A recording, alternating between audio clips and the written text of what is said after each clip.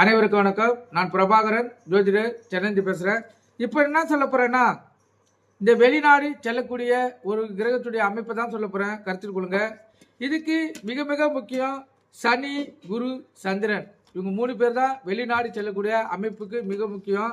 இப்போ சனி கிரகம், குரு, சந்திரன் இவர்கள் ஒன்று கூடி இருந்தாலும், இல்லை ஒருத்தர் பார்வை பெற்றாலும், இல்லை ஒருத்தர் நட்சத்திரம் சாரம் பெற்றாலும், இல்லை ஒருத்தர் வீடு பரிமாற்றம் பெற்றாலும், அந்த அமைப்புள்ள ஜாதகர் கடல் கடந்து அயல்நாடு செல்வம் பாக்கியம் பெறக்கூடிய ஜாதகம் அது. கருத்தில் கொள்ளுங்க. முழுக்க முழுக்க சனி, குரு, சந்திரன் இவர்களுடைய தொடர்பு வெளிநாடுக்கு செல்லக்கூடிய ஜாதக அமைப்பு மிக மிக முக்கியம்.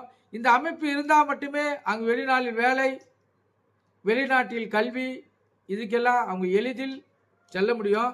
இல்லைன்னா அவங்க வெளிநாடு செல்ல என்னதான் அவங்க முயற்சித்தாலும் அவங்களால் வெளிநாடு செல்ல முடியாது. கருத்தில் கொள்ளுங்க. ஏன் தடைபடுதுன்னு சொல்லி வெளிநாடு செல்லக்கூடிய ஜாதக அமைப்பில் பார்த்தீங்கன்னா, இந்த சனி, குரு, சந்திரன் இவங்கள 2 பேர் பலம் இருந்திருந்தாலும் அவங்களால வெளிநாடு செல்ல முடியாது. ஆனால் 2 பேர் பலம் பெற்றிருந்தாவே வெளிநாடு செல்லலாம். கருத்தில் கொண்டு நீங்கள் பயன்பெறுங்க. வெளிநாடு செல்லக்கூடியவருடைய ஜாதக அமைப்பை பாருங்க. அவங்களுக்கு தடங்கள் ஏற்பட்டிருந்தா இந்த நிலை தான். அவங்க என்னதான் முயற்சி பண்ணாலும் வெளிநாடு செல்வது சிரமமாயிடும், முடியாது. நீங்கள் காத்திருக்கிறதை விட உள்ளூரில் வேலை செய்வதே சிறப்பு. கருத்தில் கொண்டு நீங்கள் பயன்பெறுங்க. நன்றி, வணக்கம்.